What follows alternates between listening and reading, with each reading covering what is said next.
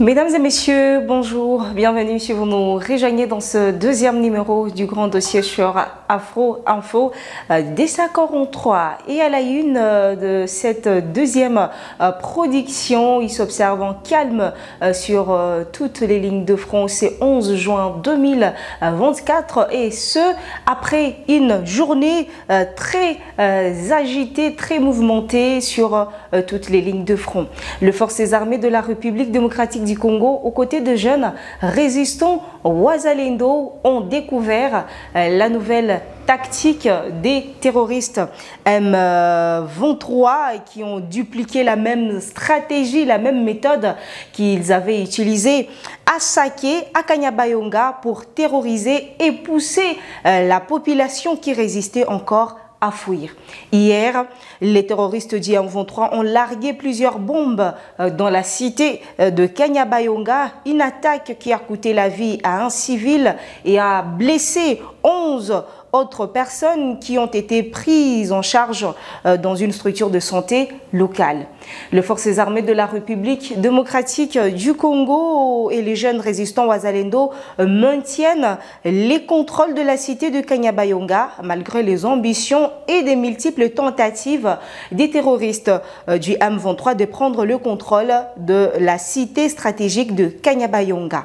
Et dans les profondeurs de zones occupées par les terroristes du M23, selon certaines sources qui se sont confiées à nos confrères, le jeune résistant Wazalendo ne lâche pas d'une semelle les terroristes du M23. Le jeune résistant Wazalendo tente fréquemment des embuscades et coupe les colonnes de l'ennemi, ce qui réduit significativement la progression des terroristes M23 et de ses alliés sur le territoire national. Et direction à présent à Béni, après cette attaque de rebelles ADF sur décision du général Bruno Mandevou, commandant de forces armées de la République démocratique du Congo du secteur opérationnel Sokola 1 Grand Nord, le patrouille conjointe des armées congolaises et UPDF ont été renforcés à Massala, Mununze, Kabwiki et Massaou pour tenter de contrecarrer la recrudescence deux attaques de ce rebelle ADF.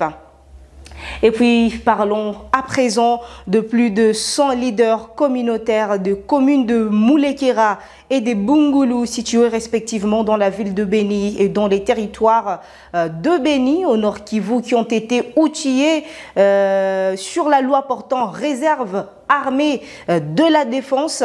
Ce forum a été organisé par le programme de désarmement, démobilisation, relèvement communautaire et stabilisation avec le soutien de l'Union d'appui à la stabilisation de la MONUSCO. Ces activités se sont penchées sur l'amélioration du cadre sécuritaire dans la ville de Béni.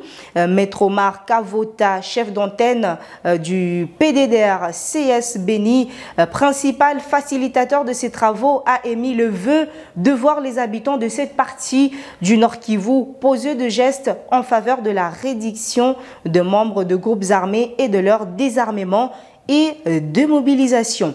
Il a exhorté le participant à s'approprier le projet pilote d'appui à la réinsertion des ex-combattants exécuté par l'Organisation internationale de migration OIM. Maître Omar Kavota a par ailleurs déploré la mauvaise interprétation entretenue autour du concept Wazalendo ainsi que la mauvaise communication sur la loi relative à la réserve armée de la défense. Ce qui, selon lui, constitue des obstacles au processus d'aider dans la zone. Il a en outre demandé aux leaders communautaires de Moulekera, Mangina, Bungulu de s'investir dans la sensibilisation des combattants afin de participer aux efforts de la pacification de la zone. Outre intervenant, le lieutenant-colonel Mac Azukai, chargé de communication et sensibilisation du secteur opérationnel. Sokola 1 et les porte-parole de forces armées de la République démocratique du Congo dans le Grand Nord a invité ceux qui s'appellent Wazalendo dans le Grand Nord de la province du Nord Kivu à pouvoir se conformer à la loi sur la réserve armée de la défense. Autrement, a-t-il dit, ils ne sont pas ce qu'ils prétendent être. Il les a appelés à se faire identifier et à éviter de s'aimer la confusion. De son côté, Michael Nollet de l'unité d'appui à la stabilisation n'a pas manqué de rappeler le rôle de la MONUSCO dans les activités du PDDR-CS. Il a mentionné l'importance du projet pilote et la nécessité de contribuer à l'amélioration de la sécurité pour la réussite des activités du programme PDDR-CS. Parlons à présent du gouvernement dirigé par Madame la Première ministre Judith Suminwa, qui se présentera ce mardi devant le parlementaire pour solliciter son investiture. Une attention particulière est attendue sur les questions de protection du territoire national et des sécurisations de personnes et de leurs biens, qui constituent le deuxième pilier de son agenda et représente 20% de coûts globaux du programme gouvernemental.